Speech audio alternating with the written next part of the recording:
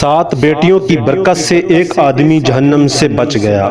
تاریخ میں ایک دلچسپ واقعہ ملتا ہے۔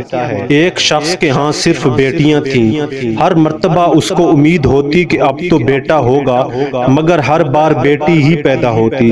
اس طرح اس کے ہاں یکے بعد دیگرے 6 بیٹیاں ہوئیں۔ اس کی بیوی کے پھر ولادت متوقع تھی۔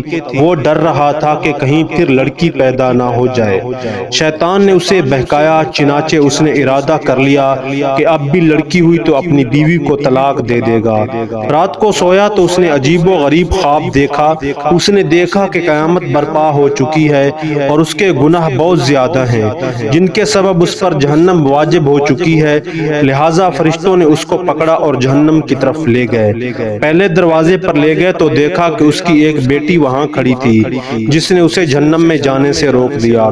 اس طرح دوسرے دروازے پر دوسری بیٹی آڑ بن گئی۔ تیسرے دروازے کی طرف چلے تو تیسری لڑکی رکاوٹ بن گئی۔ اس طرح فرشتے اسے جس دروازے پر لے جاتے، وہاں اس کی بیٹی اس کا دفاع کرتی۔ غرض کے 6 دروازے پر لے گئے، مگر اس کی کوئی نہ کوئی بیٹی ہر دروازے پر رکاوٹ بنتی چلی گئی۔ اب 7واں دروازہ باقی تھا۔ فرشتے اس کو لے کر اس دروازے کی طرف چل دیے۔ اس پر گھبراہٹ طاری ہوئی کہ اس دروازے پر میرے لیے کون رکاوٹ بنے گا۔ اسے معلوم ہو گیا کہ جو نیت اس نے کی تھی وہ غلط تھی اور وہ شیطان کے بہکاوے میں آ گیا تھا۔ انتہائی پریشانی اور خوف و دہشت کے عالم میں اس کی آنکھ کھل چکی تھی۔